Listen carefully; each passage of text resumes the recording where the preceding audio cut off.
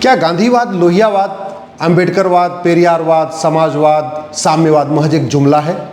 ये सवाल मैं इसलिए पूछ रहा हूँ क्योंकि उत्तर प्रदेश के हरदोई में एक नशेड़ी ने अपनी दिव्यांग माँ को नाले में डुबो के मार दिया। इसके बावजूद न कोई गांधीवादी कुछ बोल रहा है, न कोई समाजवादी बोल रहा है, न लोहियावादी बोल रहा है, न अंबेडकरवादी बोल रहा है। वेद पुराण कहता है नशाबंदी, शराबबंदी होनी चाहिए, लेकिन वेद पुराण की बात करने वाले कभी भारत में नशाबंदी, शराबबंदी की बात नहीं करते। बाइबल कुरान कहता है नशा शराब हराम है, ये ठीक नहीं है, ये बंद होना चाहिए, लेकिन बाइबल कुरान की बात करने वाले भी भारत में नशाबंदी, शराबबंदी की बात नहीं करते। भगवान बुद्ध कहते थे नशा और शराब अच्छा नहीं है, भगवान बुद्ध की बात करने वाले नशाबंदी, शराबबंदी की बात नहीं करते।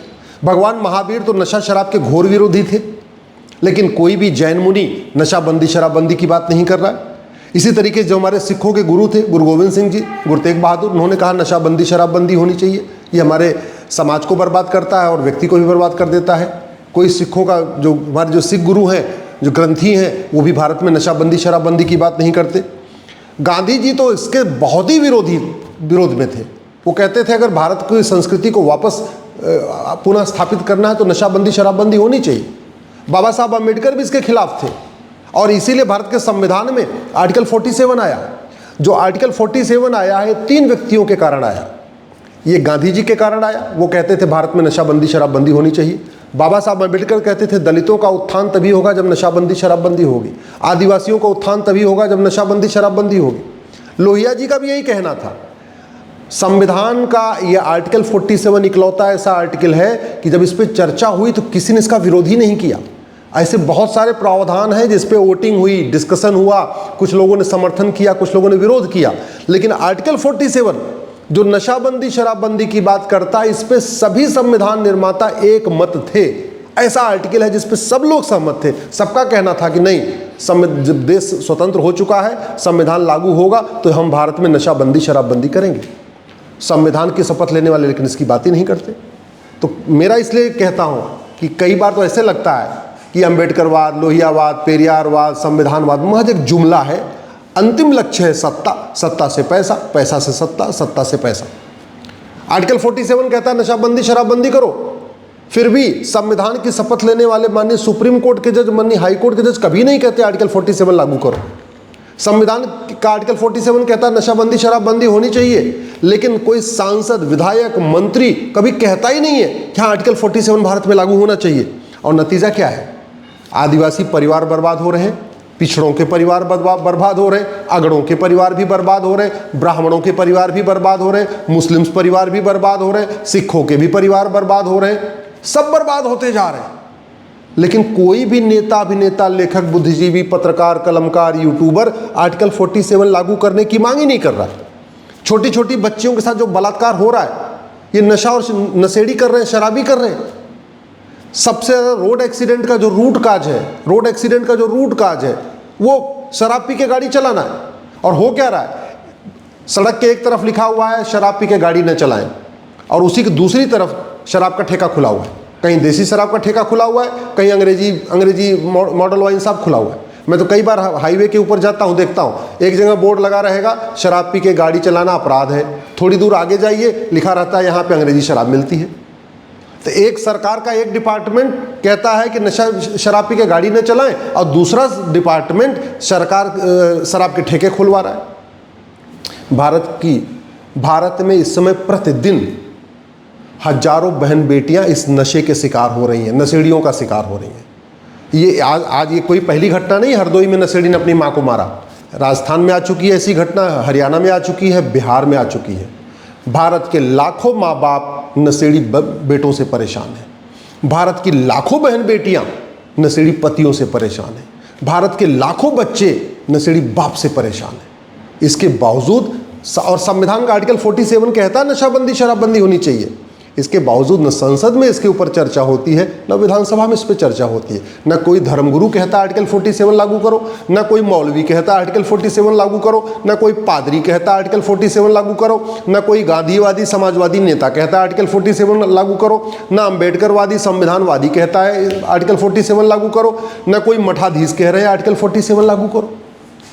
या तो पता ही नहीं है कि संविधान क्या कहता है, और या तो पता है लेकिन फिर भी बोलना नहीं चाहते, उनको लगता है नहीं चलता रहेगा। मैं एक बात समझना चाहता हूँ, ये परम वैभव का लक्ष्य क्या हुक्का बार, बियर बार, डांस बार, सट्टा बार खुलवा के प्राप्त होगा क्या भारत को विश्व गुरु बनाने के लिए हुक्का बार, बियर बार, डांस बार, सट्टा बार और ये देसी शराब का ठेका, अंग्रेजी शराब का ठेका खुलवाना ज़रूरी है क्या विकसित भारत बनाने के लिए हुक्का बार, बियर बार, डांस बार, सट्टा बार खुलवाना ज़रूरी है क्या इस हुक्का बार, बियर बार, डांस बार, सट्टा बार से भारत की संस्कृति मजबूत हो रही है क्या? भारत की परंपरा मजबूत हो रही है क्या? भारत में अपराध कम हो रहा है क्या? अरे सरकार को पैसा चाहिए, पैसा कमाने के बहुत तरीके, सरकार को चाहिए पैसा देश चलाने के लिए, लेकिन भारत को बर्बाद करने के लिए, समाज को बर्बाद करने के लिए देश चलेगा क्या? विकसित भारत बनना है तो क्या समाज को बर्बाद करके विकसित भारत बनाएंगे?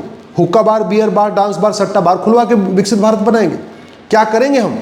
अगर इस तरीके से क्लेश बढ़ रहा है, आत्महत्या बढ़ रही है, हजारों लोग नशेड़ी बच्चों के कारण आत्महत्या कर रहे हैं, माँ बाप आत्महत्या कर ले रहे हैं।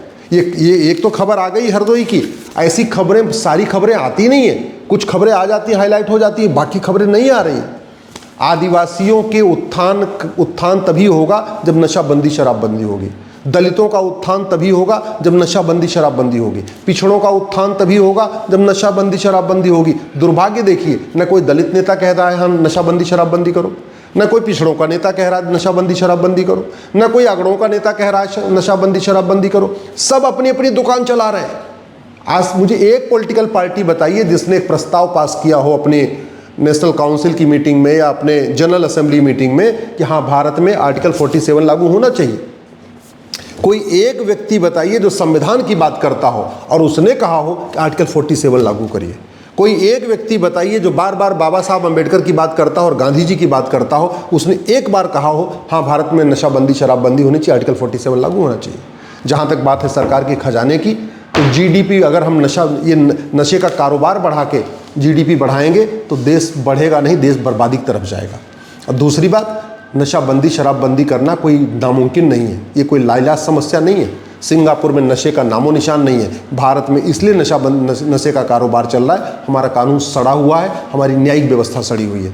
आज मैं गारंटी के साथ कहता हूँ, सरकार झूठ को गंभीर अपराध घोषित कर दे, झूठ पकड़ने के लिए नार्को पॉलीग्राफ ब्रेन मैपिंग कानून बना दे और नशा तस्करों का नार्को पॉलीग्राफ ब्रेन मैपिंग करने, नशा तस्करों की 100% प्रॉपर्टी जब्त करने, नशा तस्करों की नागरिकता खत्म करने और नशा तस्करों को फांसी देने के लिए कानून बना दे कि साल भर के अंदर नशा तस्करों को फांसी होगी। और ज़्यादा नहीं, हर राज्य में 2-4 ड्रग स्मगलर को फांसी पे चढ़ा दे। मैं गारंटी के साथ कहता हूँ 1 साल के अंदर भारत नशा मुक्त हो जाएगा। और जहाँ तक शराबबंदी की बात है, ये तो संविधान खुद ही कहता है, अगर शराब के ठेके खुलवाना है तो प्लीज़ आर्टिकल 47 को संविधान से निकाल दीजिए। ये दोहरा मापदंड नहीं चलेगा कि संविधान की शपथ भी लेंगे, संविधान के में आर्टिकल 47 रहेगा भी और बियर बार का लाइसेंस देंगे, हुक्का बार का लाइसेंस देंगे, ठेका खुलवाएंगे, डांस बार खुलवाएंगे, सट्टा बार खुलवाएंगे, कैसीनो खुलवाएंगे। भारत की पहचान हुक्का बार, बियर बार, डांस बार, सट्टा बार से नहीं रही है, तो हुक्का बार, बियर बार, डांस बार खुलवा के फिर भारत को विकसित मत बनाइए। भारत को विकसित बनाना है तो भारत की परंपरा के अनुसार विकसित बनाइए। भारत की परंपरा रही अष्टांग योग की। भारत का जो यश है वो अध्यात्म से है। भारत का जो यश है वो बियर बार, डांस बार, सट्टा बार से नहीं है। मैं आप लोगों से निवेदन कर रहा हूँ, इस बात को समझने की कोशिश करिए। भारत में लाखों परिवार बर्बाद हो चुके हैं और आज भी परिवार बर्बाद हो रहे हैं। जिसने, आप जरा खुद सोचिए, सुशीला देवी के पति पहले मर गए थे। सुशीला देवी खुद दिव्यांग थी, विधवा भी थी, विकलांग भी थी, और सुशीला देवी को उनके बेटे ने मार दिया। अब सुशीला देवी का बेटा जेल जाएगा तो सुशीला देवी के बेटे की बेल कौन कराएगा? क्योंकि बीबी पहले छोड़ के भाग गई है, वो नशेड़ी है उसका बेटा, इसलिए बीबी पहले भाग गई। बच्चे रहते नहीं, माँ के साथ रह रहा था, माँ को ही मार डाला, तो इसको बेल कौन कराएगा? अल्टीमेटली तो जेल में गया और जिंदगी भर जेल में सड़ेगा। इसको सजा होगी क्योंकि इसने सबके सामने माँ को नाले में डुबो के मारा।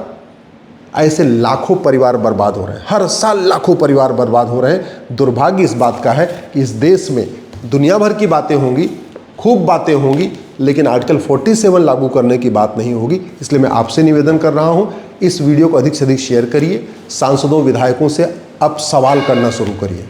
अब जागो हिंदू जागो कह के काम नहीं चलेगा, अब तो जागो सरकार जागो बोलना पड़ेगा, जागो विधायक जागो बोलना, जागो विधायक जागो, जागो सांसद जागो कहना पड़ेगा, तब देश बदलेगा।